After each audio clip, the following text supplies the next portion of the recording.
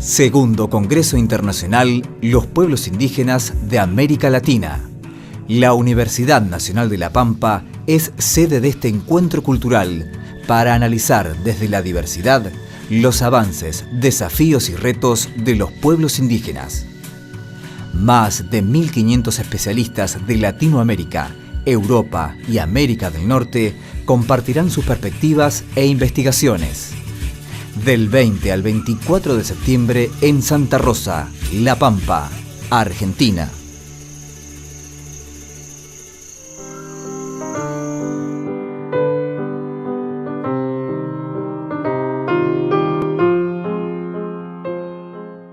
Seguimos dialogando en UNPAN TV con Nicolás Berardi, un exalumno del colegio de la universidad y con una historia que siempre digo ha sido un sobreviviente con todas las letras, ¿no? Con la alegría y con el aprendizaje permanente hacia quienes te hemos escuchado. Te iba a preguntar, hay un episodio que es muy fuerte respecto de tu vida y tiene que ver con ese primer añito y algo, ¿no? Año y medio, sí.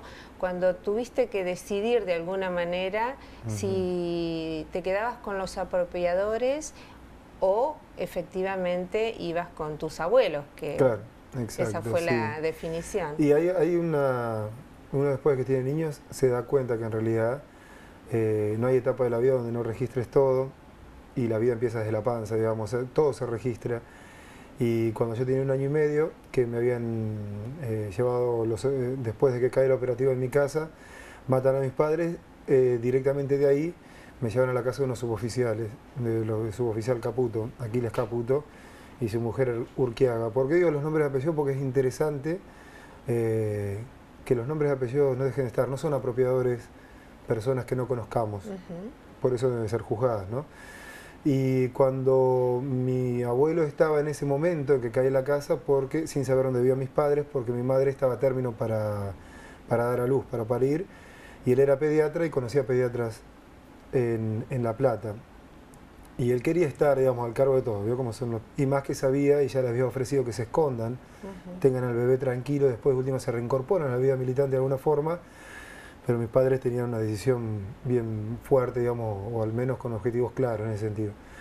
Y entonces eso lo posibilitó de que se filtrara la información desde el hospital ferroviario en ese momento, donde había trabajadores, que parece que la herida que recibí de bala adentro del colchón, cuando mi padre me tira hacia el vecino, es lo que hice era que yo pasara por ahí, y ahí se filtró la información de que el niño estaba vivo, y no que era una niña, que eso fue lo que le dijeron a mis abuelos para no devolverme, y esa niña es Clara Anaí, claro, la nieta de Chicha Mariani.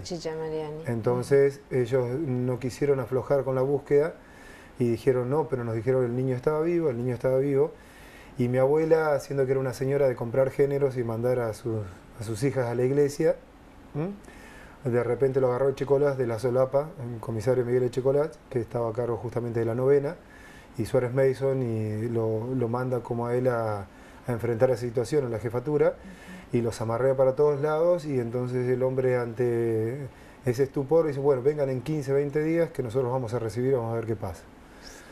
Mandan a hacer una inteligencia acerca de quiénes eran mis abuelos, y cuando vuelven mis abuelos, el planteo fue el siguiente: si yo entraba al recinto, digamos, el escritorio de él, y elegía ir para el lado de ellos, me quedaba con ellos, con mis abuelos, y si no, me quedaba con la policía, digamos, ¿no? Porque todo dependía de mi reconocimiento intelectual y conciencia a los 1 año y 9 meses, digamos. ¿No? Claro. Bueno, si fue en noviembre, en diciembre esto, yo en julio había cumplido 1 año, o sea, 1 año y medio. Entonces, por eso creo que la conciencia se despierta previamente al lenguaje o al pensamiento. Y inevitablemente entré, y cuando entré, me fui directamente hacia él, pero porque era fanático de los teléfonos, ¿no? Si hay alguien que le agradezco mucho, no sé si hago muchos paréntesis, pero a Miguel Mozzo, que después de varios años de análisis aquí y toda la paciencia que me tuvo, uno puede interpretar hacia quién me quería comunicar. El problema es que al lado está el arma de él también, de Miguel Echecolás. Así los esperaba, con el arma en el escritorio. Con arma arriba y con su escritorio. Entonces, cuando me fui hacia ahí, la desesperación de mi abuela fue muy grande, Y fue un poco esta anécdota que ella me contaba, que recordó, me decía, vení Niquito, bichito, vení conmigo. Y recordó cómo mis padres más o menos cariñosamente me decían bichicuí. Y bueno, antes que falleciera tomé como el registro de ella, ¿no? Y bueno, y por bichicuí o por ese cariño empecé a entrar en... Los reconocí, digamos, siendo que los había visto poco, desde algún punto de vista, porque mis padres estaban en clandestinidad, no éramos una familia que venían los abuelos a tomar mate a la casa. Entonces, cuando me fui hacia ellos, el Chicolás me saca de vuelta de ellos, me entrega a los apropiadores de vuelta, y a los 15 días de vuelta, más o menos, mis abuelos pueden ir a la casa de los expropiadores a retirarme. Y con lo que siempre me cuenta mi abuela, que es impresionante y muestra el plan sistemático que tenía. Mi casa fue atacada con bazucas, con metralladoras de pie, digamos, ¿no? Las antitanques, porque tenía blindadas las puertas adelante, entonces no podían entrar fácilmente, porque se hacía falsificación de documentación ahí. Y bueno, lo que más le llamó la atención a ella es que donde me sacó, la mujer tenía mi habitación impecable. O sea, sobre ese lugar no había habido un impacto de bala, no había faltado ni un solo escarpín. Es más, después de 4 años de recuperar mi casa, cuando ya tenía unos 33, 34 años, una vecina me alcanza las mamaderas, los chupetes y los baberos que habían quedado en su casa con el primer cambio de pañales que me hicieron después de matar a mis padres, porque yo no paraba de llorar. Pero era impecable como tenían los colgantes, la cuna que yo la pude recuperar después de mucho tiempo, ropa, o sea que muestra lo perverso, ¿no? Y lo planificado y sistemático del asunto, ¿no? Horas podríamos seguir hablando en esta construcción de la memoria permanente y de la identidad colectiva de todos. Te agradecemos muchísimo desde UNPAN TV esta visita al estudio. Bueno. Nosotros continuamos en UNPAN TV.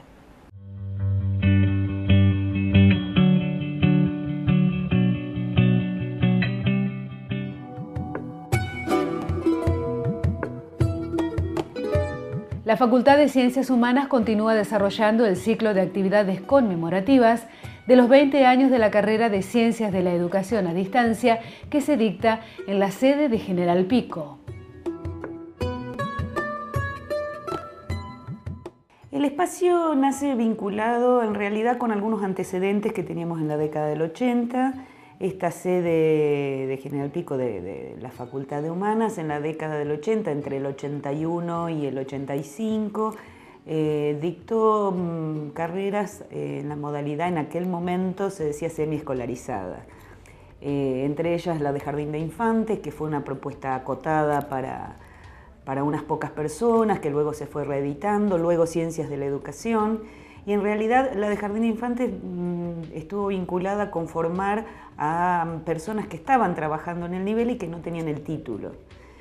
Luego se extiende a la carrera de Ciencias de la Educación en ese momento, a unas pocas personas como experiencia, y la otra propuesta que surgió en este momento fue la carrera de asistente social en convenio con el Colegio de Asistentes Sociales de Catamarca.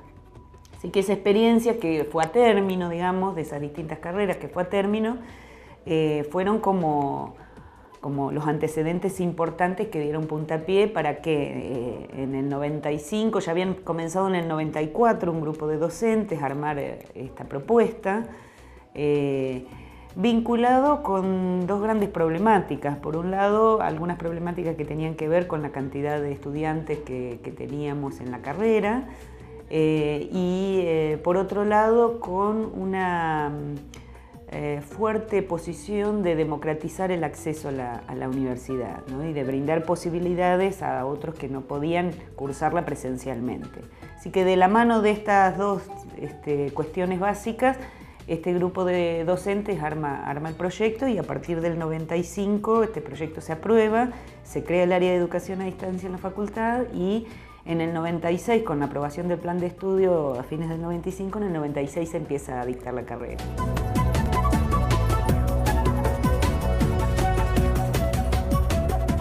Cuando estamos planteando estas actividades queremos valorar lo que se logró hacer, y que se logró hacer porque justamente en las instituciones las integramos personas, y que estas personas pusieron su accionar, su profesión en juego para poder concretar proyectos como este. En el año 96 teníamos una gran cantidad de estudiantes que venían de alguna otra experiencia de carreras vinculadas a la docencia.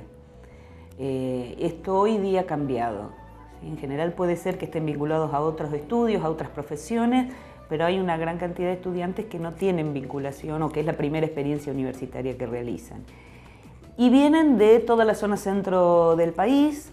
Tenemos cuestiones un poco más lejanas como